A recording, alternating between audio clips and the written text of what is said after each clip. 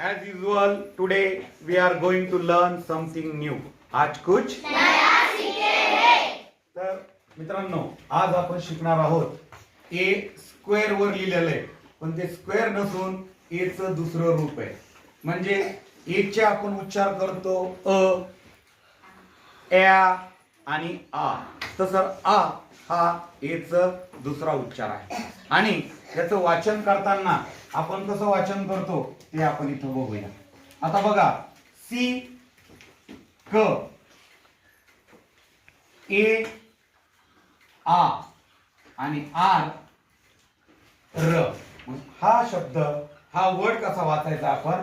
क आर असा वाचणार आहे का? नाही. तर आचा उच्चार आ म्हणजे त्याचा काना तयार होतो. मग वाचताना आपण लिहायचं कार. कसं वाचायचं? Car. C A R car. S T A R काय शब्द असतो? कार. त्यानंतर बी ए आर के बार, पण आर थोडं सायलेंट करायचं आणि वाचताना वाचायचं बार. काय वाचायचं? बार.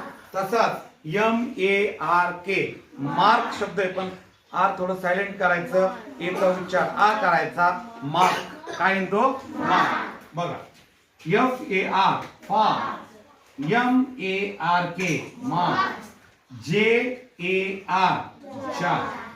म्हणजे in this word there is a a and the pronunciation of a is a. What is the pronunciation of a? A.